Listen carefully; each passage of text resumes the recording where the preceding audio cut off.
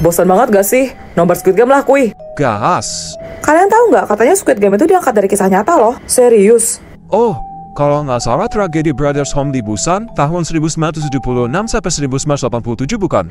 Yap, jadi pada tahun 1988, Korea menjadi negara tuan rumah untuk Olimpiade musim panas. Dan pemerintah Korea pun berinisiatif untuk melakukan semacam program pembersihan gelandangan. Hah? Jadi pada diambilin dari jalanan gitu? Ya bagus dong. Masalahnya jadi semua-muanya sampai anak kecil pun ikut diangkut. Waduh, ada seorang anak laki-laki berusia 12 tahun bernama Jung yang ikut pamannya dari desa ke kota. Namun saat ia sendirian, ia malah ditangkap petugas dan dibawa ke kantor polisi. Udah gitu, nggak lama ada van putih datang. Terus polisi bilang kalau itu jemputan buat ngantar mereka pulang ke rumah mereka masing-masing.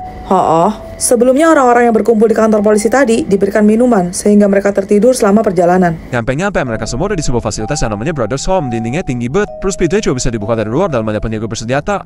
Mereka pun diberikan seragam berwarna biru yang selalu aja mereka kenakan setiap hari. Lalu nama mereka diganti menjadi angka atau nomor. Kalau mereka ngelawan atau nggak nurut, langsung dijual di tempat. Bejir, mirip banget sama Squid Game, woy. Jangan bilang nomor si Jung 456 lagi kayak Gihun. Di sana mereka disiksa, dipaksa bekerja tanpa henti, dan diperlakukan secara tidak manusiawi. Belum lagi mereka cuma dikasih makan ala kadarnya, cuma ngotor-ngotorin gigi doang, mau tidur aja, ranjangnya bertingkat, ala-ala Squid Game gitulah. Karena sebenarnya kapasitas tempat itu hanya untuk 500 orang, tapi malah menampung sekitar 4.355 orang di dalamnya. Parah banget dah. Akhirnya kasus ini pun terkuak oleh seorang jaksa bernama Kim Yong-won. Dan pada tahun 1988, Brothers Home resmi ditutup. Lebih dari 657 orang diperkirakan tewas secara ilegal. Dan yang lebih gongnya lagi, ditemukan lebih dari 100 orang manusia yang tidak teridentifikasi bertebaran di sekitar area Brothers Home itu. Hah? Ini jadinya buat tugas bahasa Jepang kita mau bikin apa, woi? Mimi-chan, hai, nani ga suki? Heh, sudah buru-buru, gak usah caper deh lo, mentang-mentang ada snow. Gimana kalau bahas budaya rakyat atau urban legend aja? Kalian tahu cerita tentang Hachishaku sama? Hachi, sorry. Mimi bersinnya emang natural imut gitu, nggak dibuat-buat. Apa adanya. Lo pernah dicokokin sedotan belum? Sabar, Tifa, sabar. Hachishaku sama kalau nggak salah mirip sama Slenderman versi Jepang bukan sih? Betul, Hachishaku sama adalah sosok hantu perempuan setinggi 8 kaki yang suka menculik anak kecil untuk dibawa bersamanya ke dunia lain. 8 kaki itu berarti sekitar 2,5 meter. Dah, tinggi bet. Dulu ada seorang bocah lelaki yang sedang berkunjung ke rumah kakek neneknya di desa. Dan saat dia bermain sendiri, ia tak sengaja melihat sosok wanita tinggi bergaun putih sedang menatapnya lurus dari balik pagar halaman. Terus? Anak itu pun melapor kepada kakek neneknya kalau perempuan tadi bersuara aneh seperti po, po, po. Dari situ, raut muka kakeknya berubah tegang. Dan neneknya mengatakan bahwa ia sudah ditandai oleh Hachishaku sama. Ih, merinding Snow, Mimi takut. Diam!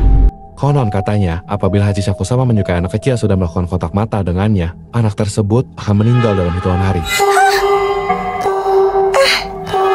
Kak, kalian dengar juga? Juliet, lo tahu soal kutukan hantu teke-teke gak? Teke-teke merupakan urban legend dari negara Jepang tentang seorang gadis remaja bernama Kashima Reiko-san yang masih duduk di bangku sekolah. Karena sifatnya yang pendiam, Kashima kurang disukai oleh teman-temannya, sehingga ia pun sampai salah seorang dari mereka meletakkan seekor jangkrik di atas pundak Kashima. Iseng banget sih. Kashima yang panik berusaha menyingkirkan jangkrik tersebut. Lalu tanpa sengaja, ia terjatuh ke atas rel kereta api yang segera menyambar dan melindasnya hingga tewas. Astaga. Badannya seketika terbelah menjadi 2 bagian.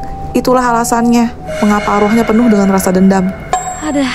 Sosok teke-teke digambarkan merangkak dengan menyeret bagian atas tubuhnya menggunakan siku. Di tangannya, ia menggenggam sebilah sabit tajam. Teke-teke sendiri diambil dari suara yang dihasilkan saat ia bergerak. Terus kutukannya?